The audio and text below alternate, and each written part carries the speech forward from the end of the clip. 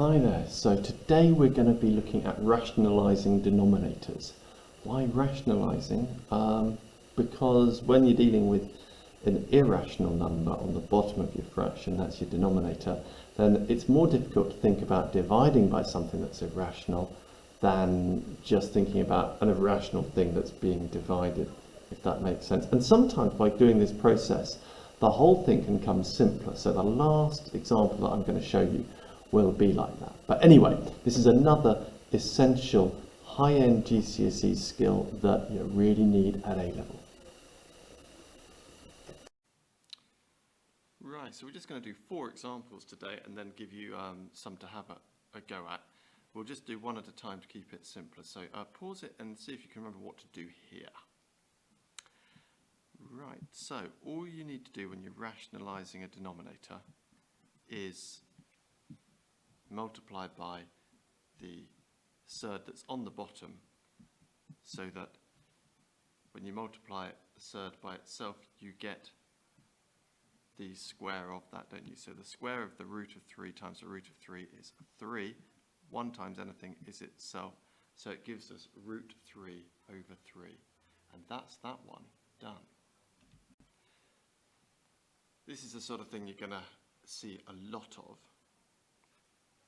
And in order to do this, you need to think completing the square. So what I mean by that is, if you were completing the square of, if you had x squared take 25, that would be x plus 5, x take 5, wouldn't it? So you get the same thing, plus and minus. Now we can get rid of this root 2 on the bottom if we cancel it out with a negative. So we're going to multiply top and bottom by the same thing that's here, except giving it negative root 2. And on the top, no surprise to say that's going to give us 3 take root 2, because you times anything by 1. And then for this bit over here, what we're going to need to do is just set up a little grid. Say 3 and root 2, 3 multiplied by 3 and negative root 2. 3 3's give you 9. Negative 3 root 2. Positive 3 root 2, which is why we're doing it, because these will cancel out when we come to simplify.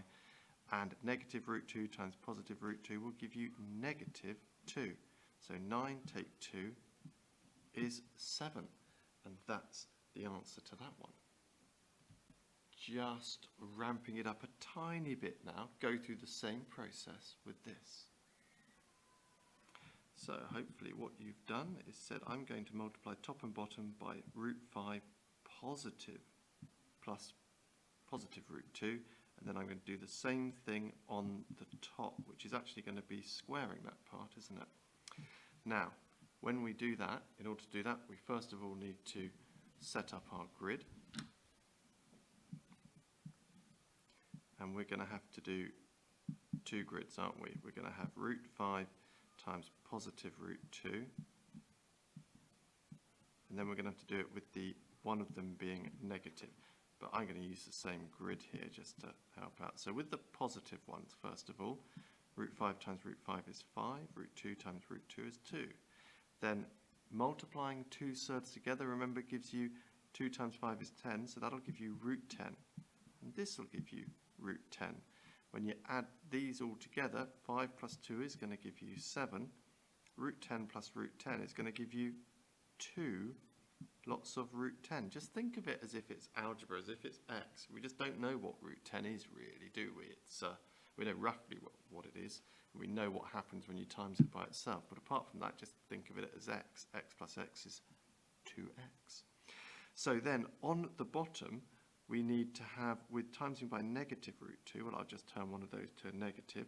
That's going to give me a negative there and a negative there. So that means that these guys will cancel themselves out. 5 take 2 is 3. So that is our final answer. Okay, so here's our 4th one. I said I was only going to do 4, but I'm actually going to do a 5th one in a minute. First of all, what do you do here? begin by expanding the bracket and then see what you can do. So pause it and have a go at that. Expand the bracket and see what you can do. Expanding the bracket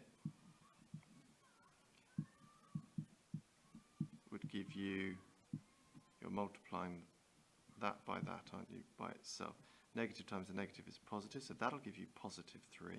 Then you'll get negative root 3 and another negative root 3. So that's going to give us 1 over 1 plus 3 is 4. Take 2 root 3. Then what are we going to multiply top and bottom by? Thinking about what's going to be just the same as our making up a difference between two squares like scenario. We just turn that to a positive, and that means they should cancel out. Now that's going to give us a numerator of 4 plus 2 root 3. We know that, but the other thing we're going to need to do is multiply the top and the bottom there. Right, this gives us 16, doesn't it? Because we're multiplying negative 8 root 3, which will cancel out with positive 8 root 3. And then we times that together, and we're going to get the positive of root 3 times root 3 is 3. 2 times 2 is 4, and then think, right, we've still got to times those together. 3 times 4 is 12, but it's going to be negative 12 because you've got a negative there. And then 8 take 12 is negative 4, so that gets us to there. Oh, hang on, I made a mistake there, haven't I? Multiplying, aren't we? Not adding. That should be 16, so 16 take 12 will be positive 4, so that gets us to there. And then you may notice that these are all even, aren't they? We've all got multiplied by 2 in, so we could divide everything by 2 to give us 2 plus root 3 over 2 as our final answer. Now I did promise you one last example, so here it comes. I said that sometimes it all comes down to a really nice solution where you get rid of your surd altogether. This is an example of one of those, so give it a go.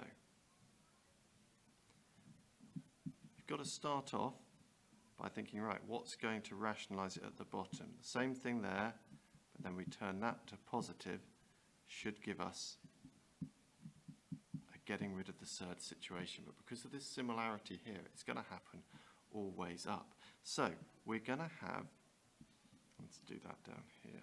If I do the one at the top first, root 2 and negative root 3, positive root 3, positive root 2. So multiply these two together is going to give us root 6.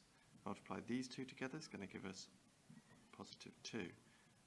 Negative root 6 and, what nonsense, that's negative root 6, isn't it? This is going to be negative 3. So what does that give us? That gives us negative 1, doesn't it?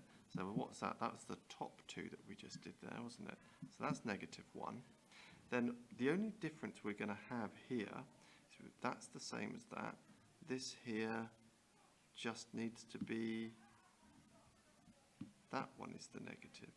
So that's going to change that there to the negative and that there. These two still cancel out, but 3 take 2 is positive 1.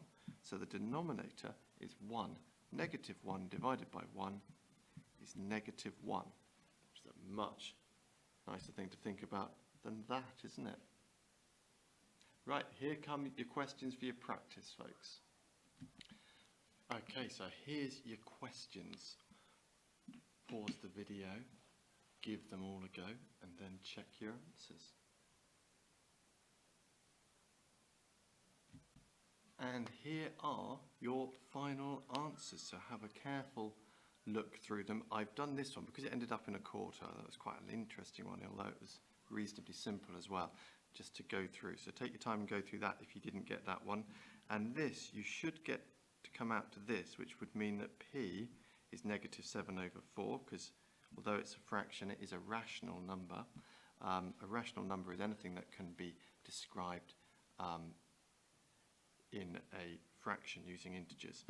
And Q is a quarter because it's a quarter of root 5, or 0.25. Okay, I hope that went well for you folks. Cheerio!